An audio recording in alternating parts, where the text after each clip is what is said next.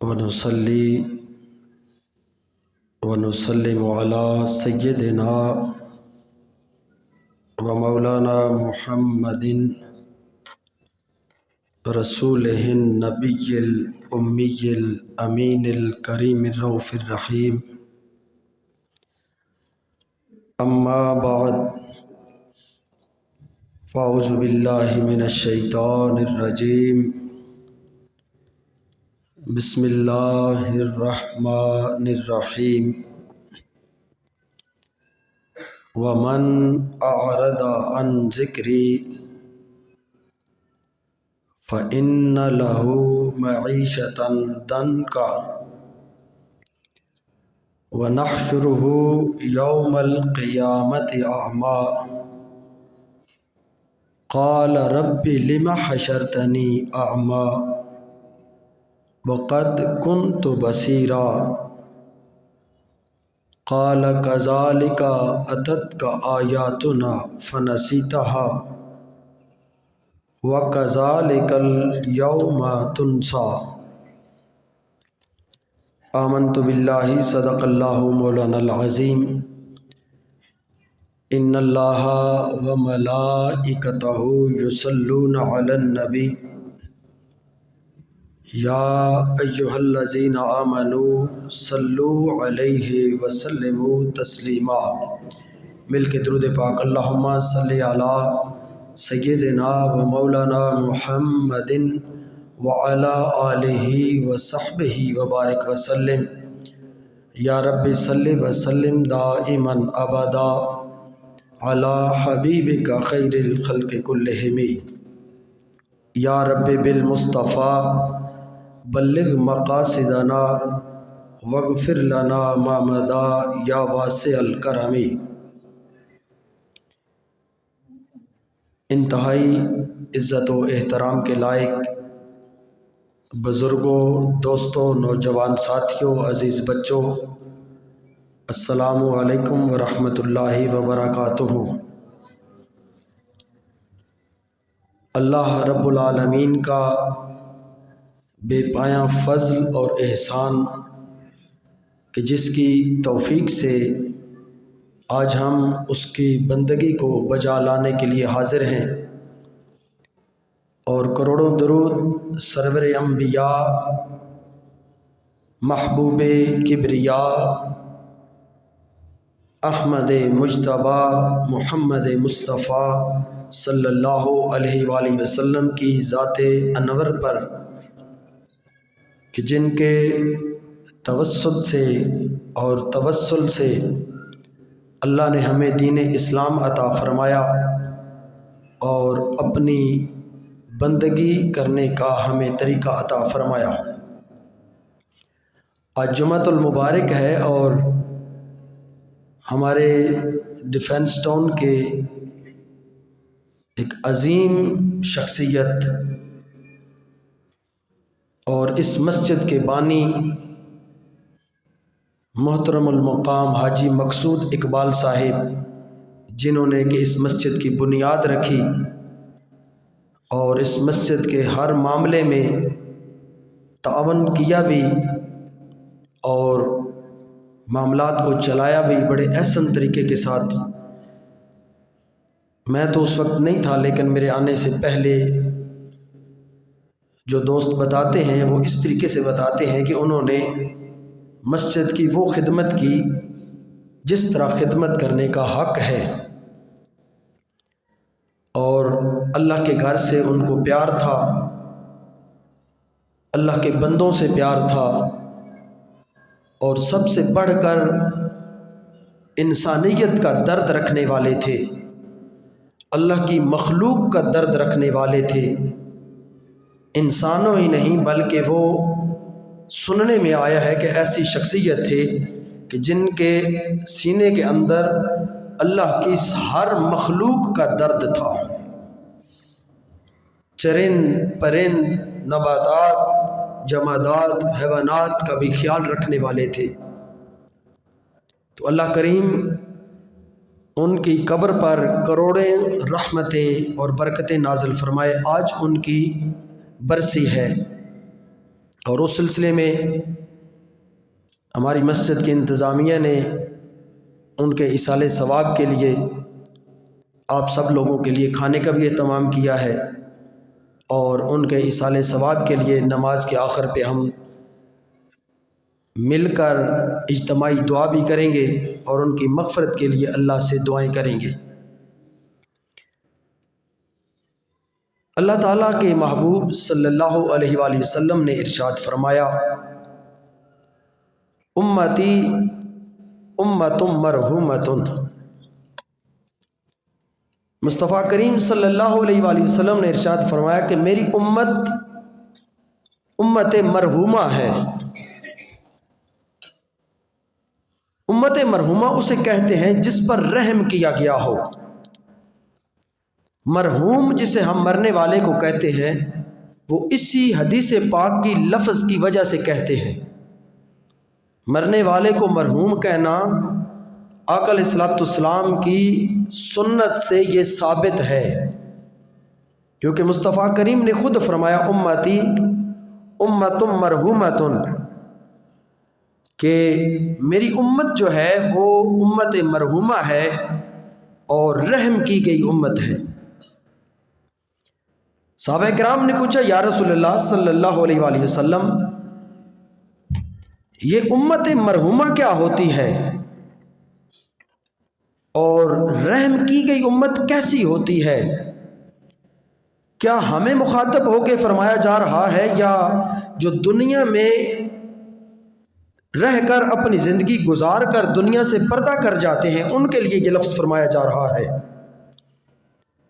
آقا علیہ الصلوۃ والسلام نے فرمایا جو لفظ مرحوم ہے اور مرحومہ ہے یہ میری اس امت کے لیے ہے جو اس دار فانی سے کوچ کر کے اگلے جہان میں پہنچ جاتی ہے۔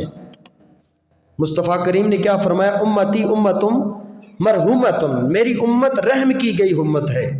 صحابہ نے پوچھا یا رسول اللہ وہ کیسے؟ آقا علیہ الصلوۃ والسلام نے پھر ارشاد فرمایا تدخل قبورہا بذنوبہا وتخرج من قبورہا ولا ذنوب الیہا۔ آقا علیہ الصلوۃ والسلام نے ارشاد فرمایا کہ میری امت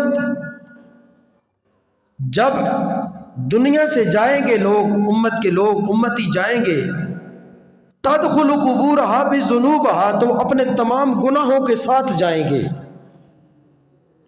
تمام بد اعمالیوں کے ساتھ جائیں گے امت قبر میں، اور اس جہان سے جب اس جہان میں انتقال کریں گے تو جو کچھ انہوں نے دنیا میں کمایا ہوگا وہ ان کے ساتھ جائے گا اعمال کی صورت میں۔ اور یہاں پر حضور نے خصوصاً گناہوں کا ذکر فرمایا کہ امتی جب دنیا سے جائے گا تو گناہ اپنے ساتھ لے کر جائے گا۔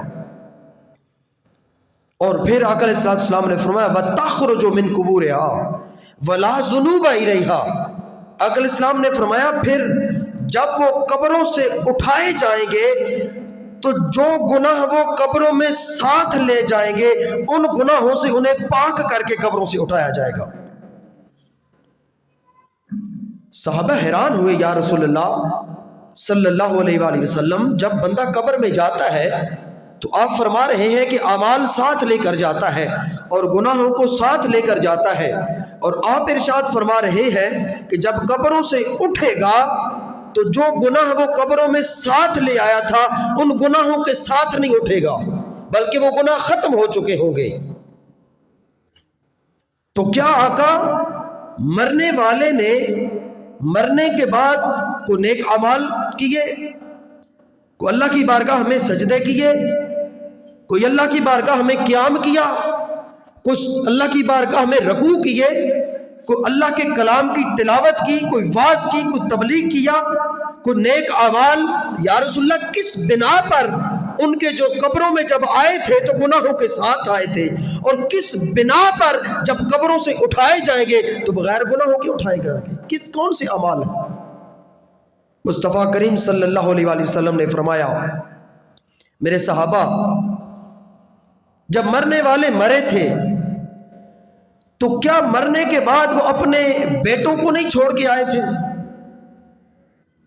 جب مرنے والے مرے تھے تو موت کے بعد کیا وہ اپنے والدین کو نہیں چھوڑ کے آئے تھے؟ جب مرنے والے مرے تھے تو کیا اپنے وہ بہن بھائیوں کو چھوڑ کے نہیں آئے تھے؟ جب مرنے والے مرے تھے تو کیا وہ اپنے رشتہ داروں کو، اپنے دوستوں کو چھوڑ کے نہیں آئے تھے؟ یا رسول اللہ کسی نہ کسی کو چھوڑ آئے تھے۔ آقا علیہ السلام نے فرمایا جب مرنے والا مر جاتا ہے، اس کے مرنے کے بعد اس کے لواحقین میں سے، اس کے والدین میں سے، اس کی اولاد میں سے، اس کے بہن بھائیوں میں سے، اس کے اعزاء اقارب میں سے، اس کے یار دوستوں میں سے جو نماز میں بیٹھ کر اللہ کی بارگاہ میں دعا مانگتے تھے، رب اجعلنی مقیم الصلاۃ ومن ذریتی ربنا وتقبل دعا ربنا اغفر لی ولوالدی وللمؤمنین یوم یقوم الحساب۔ میرے صحابہ جب مرنے والے کے لیے پچھلے دعا مانگتے ہیں، ان دعاؤں کے اثر کی وجہ سے اور ان دعاؤں کی برکت کی وجہ سے اللہ قبر والے کے گناہوں کو مٹا دیتا ہے۔ قبر میں اعمال کا سلسلہ تو بند ہو جاتا ہے، لیکن اعمال کا سلسلہ ان کا بند ہوا جو قبروں میں چلے گئے۔ مصطفیٰ کریم نے فرمایا جن کو وہ دنیا میں چھوڑ آتا ہے وہ اس کے حق میں اگر رب کی بارگاہ میں ہاتھ اٹھا دے تو اللہ ان کے اٹھے ہوئے ہاتھوں کی لاج رکھتا ہے۔ اس لیے آقا علیہ السلام نے فرمایا امتی امت مرحومت، کہ میری امت رحم کی گئی ہے۔ قیامت میں برے اعمال کے ساتھ جائے گی، گناہوں کے ساتھ جائے گی قبر میں، لیکن جب قبر سے اٹھے گی تو اس کے ساتھ ایک گناہ بھی نہیں ہوگا۔ بلکہ مصطفیٰ کریم کا یہاں تک فرمان ہے جب امتی اٹھیں گے قبروں سے تو ان کے نامہ اعمال میں اتنی نیکیاں ہوتی ہیں جتنے پہاڑ ہیں۔ کس کی وجہ سے؟ پچھلوں کی دعاؤں کی اثر کی وجہ سے اور پچھلوں کی دعاؤں کی وجہ سے۔ اس لیے ہم سمجھتے ہیں کہ مرنے والا شاید مر جاتا ہے، مرنے والا مر جاتا ہے۔ نہیں، مرنے والا مرتا کوئی نہیں ہے۔ موت مارنے نہیں آتی، موت دنیا بدلوانے آتی ہے۔ موت سے بندہ مرتا نہیں ہے، موت سے صرف دنیا بدلتی ہے۔ کیونکہ ہم جب یہاں پر آئے تو یہاں پر آنے سے پہلے بھی ہم کہیں پر تھے، پھر اس سے پہلے بھی ہم کہیں پر تھے۔ ہر زمانے کی موت نے ہمیں مارا، بلکہ مارنے کے بعد پھر ہمارا انتقال ہوا، انتقال کر کے ہم اس جہان سے اگلے جہان میں چلے گئے۔ اب جب دنیا میں ہم یہاں آئے تو وہ یہاں آنے سے پہلے ہم کس عالم میں تھے؟ عالم ارواح میں تھے۔ اب بھی جو اس دنیا میں آنے والے ہیں یا قیامت تک آئیں گے اب وہ موجود ہیں، لیکن ہمیں دکھائی نہیں دیتے۔ وہ کہاں پہ موجود ہے؟ عالم ارواح میں ہے۔ تو ہم عالم ارواح سے اس جہان میں آئے، اسے کہتے ہیں عالم دنیا، یا اسے عالم شہادت بھی کہتے ہیں۔ اس جہان سے ہم نے انتقال کیا، اس عالم شہادت میں آ گئے، اور اس عالم شہادت اور عالم دنیا سے جب ہم جائیں گے تو ہم مریں گے نہیں، بلکہ ہمارا انتقال ہوگا۔ کہاں جائیں گے؟ عالم برزخ میں۔ ہم نے کہاں جانا؟ یہاں اس عالم سے نکل کر عالم برزخ میں۔ اور جب عالم برزخ یعنی قبر میں جب جائیں گے تو وہاں پر بھی ہم نے سدا نہیں رہنا۔ برزخ کی زندگی پرماننٹ زندگی نہیں ہے، وہ بھی عارضی زندگی ہے۔ جس طرح عالم ارواح عارضی زندگی تھی اور ہم اس جہان میں آئے گے اس کو چھوڑ کر، اسی طریقے سے اس جہان کو ہم نے چھوڑا تو عالم برزخ میں چلے گئے۔ یہ زندگی ہمیں عارضی لگی، اسی طریقے سے جب ہم عالم برزخ میں جائیں گے، عالم قبر میں جائیں گے تو وہ ہماری زندگی کی پرماننٹ زندگی نہیں ہوگی، بلکہ وہاں سے پھر ہمارا انتقال ہوگا، اور پھر ہم کہاں جائیں گے؟ عالم آخرت میں، عالم قیامت میں۔ قبر والی زندگی ہمیشہ نہیں رہے گی۔ جب قبر کی زندگی ختم ہوگی تو پھر ہم عالم قیامت میں جائیں گے۔ اور پھر جب عالم قیامت ہوگا، مصطفیٰ کریم صلی اللہ علیہ وآلہ وسلم نے ارشاد فرمایا عالم قیامت 50,000 سالوں کے برابر ہوگا، 50,000 سالوں کے برابر۔ 50,000 سالوں کا جو ایک دن ہوگا وہ بھی پرماننٹ نہیں ہوگا۔ عالم قیامت میں ہم نے سدا نہیں رہنا، عالم قیامت سے پھر ہم نے موو کرنا ہے، پھر کسی جہان میں جانا ہے۔ وہ جہان کون سا ہے؟ وہ جہان عالم یا دوزخ ہے یا عالم جنت ہے، وہ پھر ہمارا پرماننٹ ٹھکانہ ہوگا۔ تو موت مارنے نہیں آتی، موت دنیا بدلوانے آتی ہے۔ اگر مرنے والا مر گیا ہے تو مصطفیٰ کریم صلی اللہ علیہ وآلہ وسلم نے ارشاد فرمایا اگر مردے کے پاس سے گزرو تو اسے سلام کرو۔ اللہ کے نبی نے فرمایا جب تم مردے کو دفن کر کے آتے ہو تو وہ تمہارے قدموں کی آہٹ کو سنتا ہے۔ اگر مر گیا، مٹی ہو گیا، تو پھر اس کے لیے ایصال ثواب کی کیا ضرورت ہے؟ پھر مصطفیٰ کریم صلی اللہ علیہ وآلہ وسلم ارشاد فرما رہے ہیں کہ جب بندہ مر جاتا ہے تو گناہوں کے ساتھ مرتا ہے، لیکن جب قبر سے اٹھے گا تو گناہ ختم ہو چکے ہوں گے اس کے لواحقین کی وجہ سے۔ موت کو علامہ اقبال نے فرمایا تھا نا کہ موت کو سمجھے ہے غافل اختتام زندگی، یہ ہے شام زندگی صبح دوام زندگی۔ یہ تیری زندگی کی جو شام ہے یہ شام نہیں ہے، اصل میں یہی تیرا دوام ہے۔ تو اس دنیا میں ہم کیسے پہنچے بذریعہ؟ پھر طریقہ ہے، ہم نے ایک بس پکڑنی ہے، ہم نے سفر پہ جانا ہے تو ہم نے ایک بس پکڑنی ہے۔ پہلے ہم زمانے میں تھے تو ہم نے ایک سواری پکڑی، اس سواری کے ذریعے ہم اس عالم میں پہنچے۔ اس سواری کو کہتے ہیں بذریعہ ولادت۔ اس دنیا کو ہم نے چھوڑا، اس دنیا میں آئے تو کس پر سوار ہو کے آئے؟ ولادت پر۔ اور جب اس دنیا کو ہم چھوڑیں گے اگلی دنیا میں جائیں گے تو اسے کہیں گے بذریعہ موت۔ ہم اپنا سفر طے کر رہے ہیں، اگلی دنیا میں جائیں گے بذریعہ موت۔ اور پھر مصطفیٰ کریم صلی اللہ علیہ وآلہ وسلم نے ارشاد فرمایا موت مارتی نہیں ہے، الموت جسر۔ آقا علیہ السلام نے فرمایا موت مارنے نہیں آتی، موت ایک پل کا کام کرنے کے لیے آتی ہے کہ تم ندی کے اس پار ہو اور اس پار سے اس پار جانا ہے تو اللہ نے اس ندی کو پار کروانے کے لیے ایک پل بنایا ہے تمہارے لیے، اسے موت کہتے ہیں۔ الموت جسر، موت پل ہے۔ یا رسول اللہ پل کس لیے اللہ نے فرمایا؟ فرمایا یوصل الحبیب الی الحبیب، جو دو پیار کرنے والوں کو ملائے، جو محبوب کو محب تک پہنچا دے اور محب کو محبوب سے ملا دے، اسے کہتے ہیں پل۔ الموت جسر یوصل الحبیب الی الحبیب، موت پل ہے جو ایک محبوب کو، ایک محب کو اس کے محبت کرنے والے سے ملا دیتی ہے۔ تو موت مارتی نہیں ہے، موت دو محبت کرنے والوں کو ایک دوسرے سے ملانے آتی ہے۔ الموت جسر، اسی لیے کہتے ہیں نا کہ موت کا وقت مقرر ہے، بدلتا نہیں، وقت مقرر ہے، چونکہ وقت طے ہو چکا ہے۔ کس کے ساتھ؟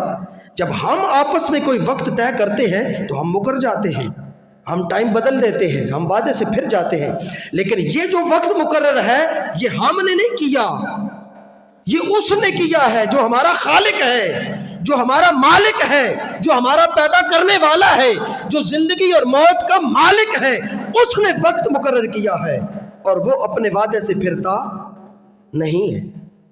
اس لیے موت کا وقت مقرر ہے کہ یہ وعدہ اللہ نے کیا ہوا ہم سے کہ میں تمہیں ملوں گا، میں تم سے ملاقات کروں گا،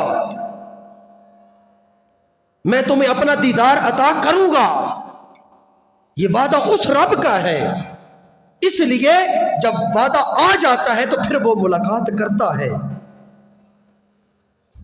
پھر آقا علیہ السلام نے فرمایا تحفۃ المؤمن الموت، اور موت جو ہے وہ مومن کے لیے تحفہ ہے۔ تحفہ کس کو دیا جاتا ہے؟ پیاروں کو دیا جاتا ہے، اور تحفہ دینے سے محبت بڑھتی ہے۔ مصطفیٰ کریم صلی اللہ علیہ وآلہ وسلم نے ارشاد فرمایا کہ مومن کے لیے، یہ لفظ ذہن میں رکھیں، ہر بندے کے لیے موت تحفہ نہیں ہے، صرف مومن کے لیے جو موت کے انتظار میں ہے، جو سامان ہر وقت تیار کر کے بیٹھا ہے کہ کب بلاوا آئے اور میں اپنے رب کے ساتھ کیے ہوئے وعدے کو وفا کروں. میں پل کے اس پار ہوں اور میرا ماہی اور میرا یار پل کے دوسری طرف انتظار میں ہے، میرا مولا انتظار میں ہے. اے بندے، ساری زندگی میری طرف چل کر نہ آنے والے، آج وعدہ آ گیا ہے. آج 4 بندے بے شک اٹھا کے تجھے لے آئے، لیکن آئے گا میری بارگاہ میں نے تجھ سے ملنا ہے، میں نے وعدہ کر رکھا ہے. تو اچھا ہے پھر بھی ملوں گا، تو برا ہے پھر بھی ملوں گا، میرا وعدہ ہے ملاقات کا، میں نے تجھے تحفہ دینا ہے. اور آقا علیہ السلام نے پھر ارشاد فرمایا کہ مرنے والے کو اللہ 2 تحفے دیتا ہے. کتنے؟ 2 تحفے. ایک اللہ اسے تحفہ یہ دیتا ہے مرنے والے کو، آقا علیہ السلام نے ارشاد فرمایا کہ اللہ اس سے اپنی ملاقات کا وعدہ پورا کرتا ہے، یہ اس کے لیے تحفہ ہے. اور دوسرا مصطفیٰ کریم صلی اللہ علیہ وآلہ وسلم نے ارشاد فرمایا مرنے والے کو جو دوسرا تحفہ ملتا ہے وہ یہ ہوتا ہے کہ اگر مرنے والا اللہ کا محبوب ہے تو اللہ فرماتا ہے تیری محبوبیت کی وجہ سے، تیرے اعمال صالحہ کی وجہ سے، تیرے اللہ اللہ کرنے کی وجہ سے، تیرا دنیا میں رہ کر اللہ کا قرب پانے کی وجہ سے جتنے لوگ تیرے جنازے میں آئیں گے، میں اللہ وعدہ کرتا ہوں تیرے توسط اور تیرے وسیلے سے میں تمام کی مغفرت کر دوں گا. یہ آقا علیہ السلام کی حدیث پاک ہے کہ مرنے والے کے لیے 2 تحفے ہوتے ہیں، ایک موت کا تحفہ اور جتنے پھر اس کے جنازے کے ساتھ چلتے ہیں اس کو ان کو بخش دیا جاتا ہے. تو ایمانداری سے بچائیں کہ جو مرنے والا جس کی وجہ سے ہماری بخشش ہو جائے جنازہ پڑھنے کی وجہ سے، اس کا اپنا مقام کتنا ہوگا. آج پروٹوکول دیا جا رہا اسے، جب ساری زندگی امام کے پیچھے کھڑا ہوتا تھا، آج تیری شان بڑھ گئی ہے، آج تجھے اعزاز کے ساتھ امام پیچھے ہوگا، آج تو آگے ہوگا. کسی کو اجازت نہیں ہے کہ تیری میت کے سامنے آگے سے گزرے اور آگے چل کر جائے. احترام ہے، مرنے والے کا بھی احترام ہے. اور آج اللہ فرماتا ہے آج وقت ہے، آج پہلے تو ساری دنیا کو دیکھنے کے لیے جایا کرتا تھا، آج ساری دنیا تجھے دیکھنے کے لیے آئے گی. اور حضور نے فرمایا اگر اس کا چہرہ اللہ کا چہرہ ہے، اگر ساری زندگی اس کی زبان سے رب بولتا رہا ہے تو اس کو کندھا دینے والا بھی اللہ کا محبوب بن جاتا ہے اور کندھے دینے والے کی بھی بخشش و مغفرت ہو جاتی ہے. حضرت نظام الدین دہلوی رحمۃ اللہ تعالی علیہ، آپ کا جنازہ جا رہا تھا اور امیر خسرو ساتھ ساتھ چل رہے تھے. بہت بڑے ولی اللہ تھے امیر خسرو، اللہ کے بندے تھے. اور آپ نے فرمایا اے تماشا گاہ عالم روئے تو، اے تماشا گاہ عالم روئے تو کجا بہرے تماشا میں روی. اس نے کہا اے نہا دھو کر، کپڑے بدل کر، خوشبو لگا کر، بن سمر کر، بالوں میں کنگھی کر کے، داڑھی کو سنوار کے، چہرہ دھو کے، غسل کر کے، صاف ستھرا ہو کے جانے والے تو کہاں جا رہا ہے؟ تو اللہ کی حسن کا شاہکار تھا. خواجہ نظام الدین دہلوی رحمۃ اللہ تعالیٰ کے بارے میں آتا ہے کہ جو بندہ ان کا چہرہ دیکھتا تھا زبان پر بے ساختہ اللہ اللہ کی صدائیں آتی تھی. امیر خسرو نے کہا کہ ساری کائنات تجھے دیکھنے آتی تھی اور تیری زیارت کے لیے آتی تھی. اے تماشا گاہ عالم روح تو، جو دنیا کے لیے تماشا گاہ تھا ساری کائنات تجھے دیکھنے کے لیے آتی ہے، آج بن سمر کے کہاں جا رہا ہے، کس کو دیکھنے جا رہا ہے؟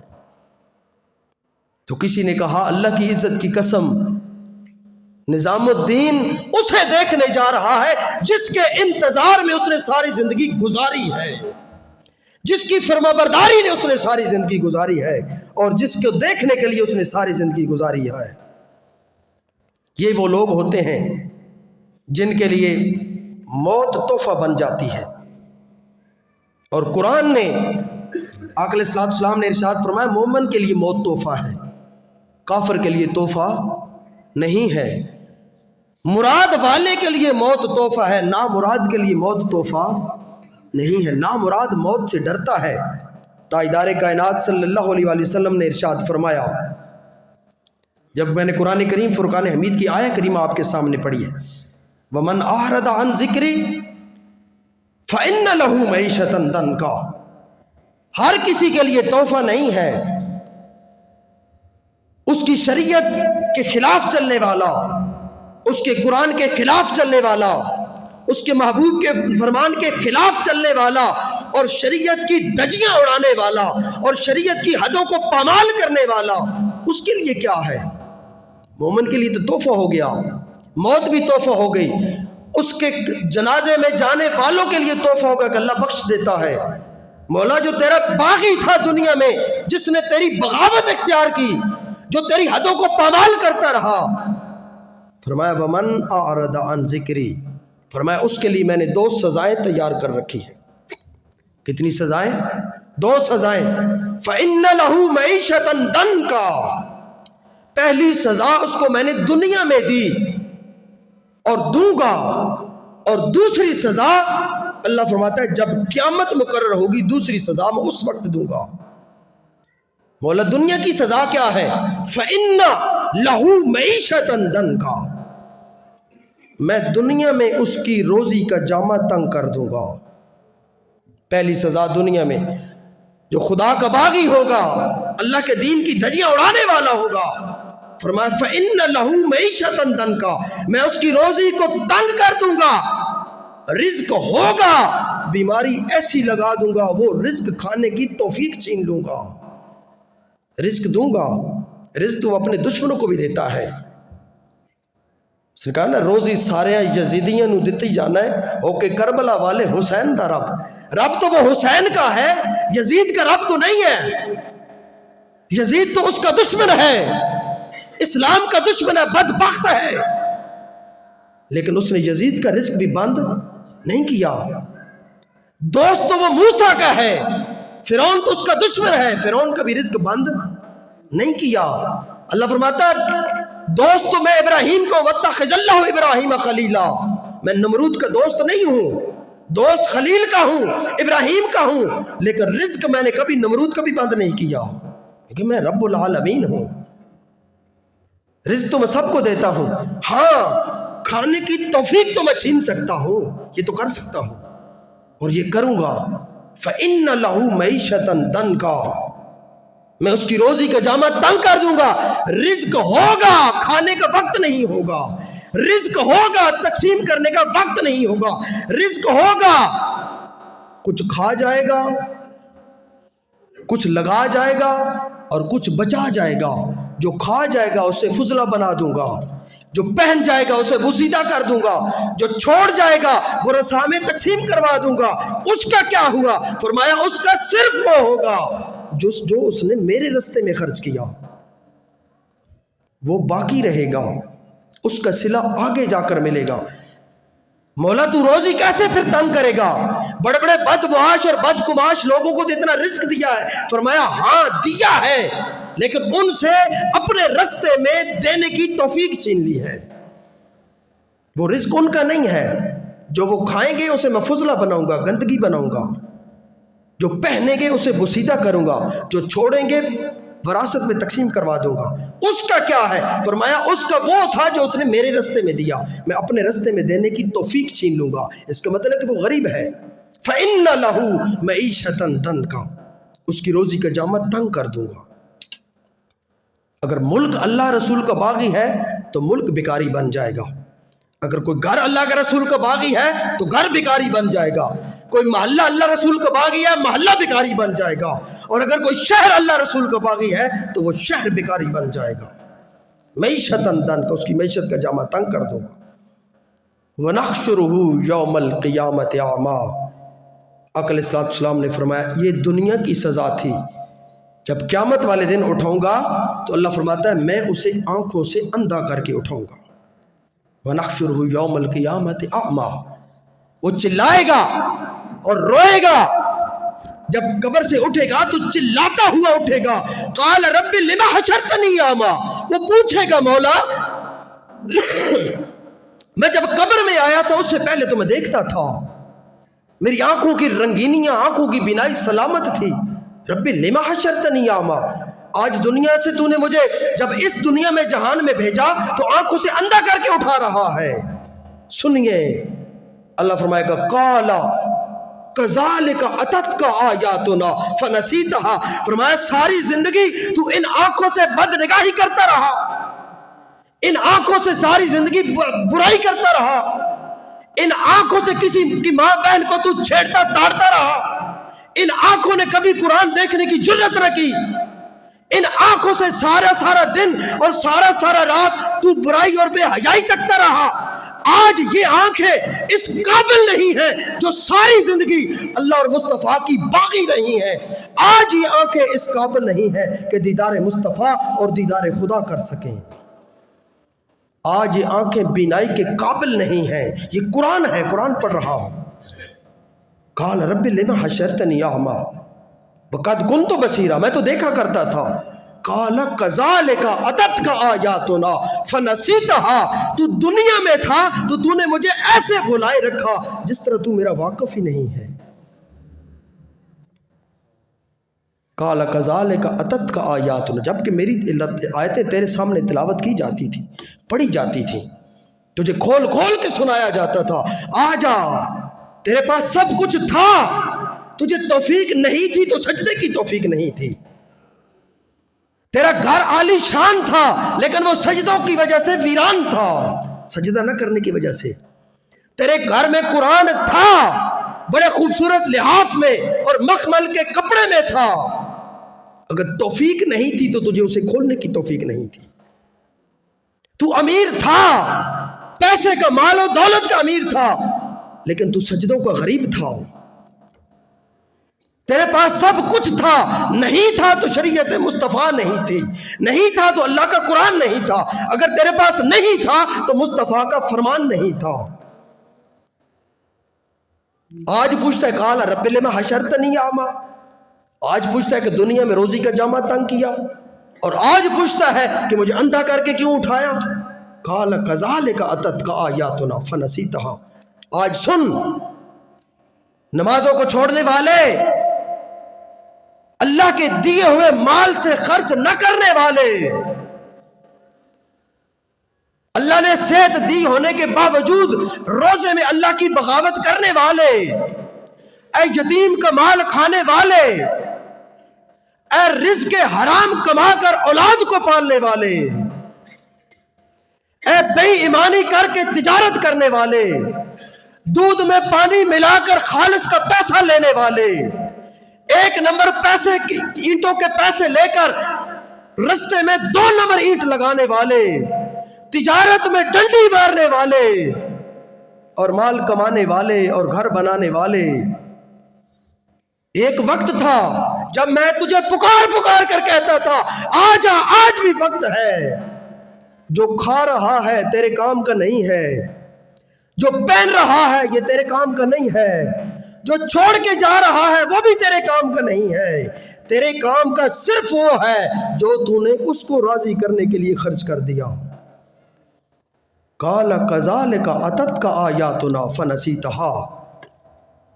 نہ تجھے اپنی فکر تھی, نہ اولاد کی فکر تھی, نہ تو نے کبھی اولاد کی لباس پر دھیان دیا, نہ تو نے کبھی راتوں کو اٹھ کے دیکھا کہ تیرا بچہ ٹچ موبائل پر رات کو کیا دیکھ رہا ہے. 7 سال کے بچے آج اتنی بے حیائی میں لت پت ہو چکے ہیں, تجھے خبر نہیں تھی. کلکم راعٍ وکلکم مسئول عن رعیتہ. میں نے تجھے رعیت دی تھی, تیری ملکیت میں اولاد دی تھی, بیوی دی تھی, بچے دیے تھے, ایک نظام پر تجھے نگران مقرر کیا تھا, تو نے نظام کیسے چلایا. تیری بہو بیٹیوں کا لباس سیدہ فاطمہ الزہرا جیسا تھا, سیدہ عائشہ صدیقہ جیسا تھا کہ جب رسول کی باغی جیسا تیری بیویوں کا لباس تھا اور تیری بہو بیٹیوں کا لباس تھا. تاجدار کائنات صلی اللہ علیہ وسلم فرمائے ایک عورت کپڑے پہن کر بھی 3 قسم کی عورت ننگی رہتی ہے, اور آقا علیہ السلام نے فرمایا جب وہ آخرت میں جائے گی, جب قبر میں جائے گی تو اس کے لیے قبر نہیں ہوگی. مصطفیٰ نے فرمایا وہ آگ کا تندور ہوگا.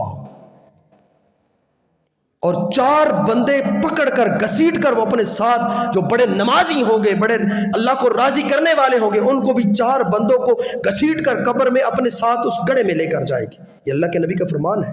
یا رسول اللہ وہ عورت کون ہوگی؟ فرمایا جو لباس باریک پہنے گی، جس کی گردن کی لائنیں نظر آئیں گی، وہ عورت ننگی ہوگی۔ دوسری آقا علیہ السلام نے فرمایا وہ عورت جو لباس شارٹ پہنے گی، جس کا یہ نیفا اور یہ جو کمر ہے یہ نظر آئے گی، شارٹ لباس جس کی پنڈلیاں نظر آئیں گی۔ یا رسول اللہ تیسری عورت، اللہ کے محبوب نے فرمایا تیسری عورت وہ ہوگی جو لباس ٹائٹ پہنے گی، لباس اس نے پہنا ہوگا، پاجامہ پہنا ہوگا، اس کے ابھار سارے نظر آ رہے ہوں گے۔ آخری وقت میں سیدہ کائنات جب آخری وقت آیا تو زارو قطار رو رہی تھی۔ حضرت اسما نے پوچھا سیدہ کیوں روتی ہیں؟ فرمایا اسما اس لیے روتی ہوں کہ فاطمہ جب مرے گی، قبر میں جائے گی، جب فاطمہ کا جنازہ اٹھے گا تو لوگ میرے جسم کے ابھار دیکھیں گے، اس وجہ سے رو رہی ہوں۔ جن کا ایک بال ننگا ہو اللہ سورج کو روک دیتا ہے۔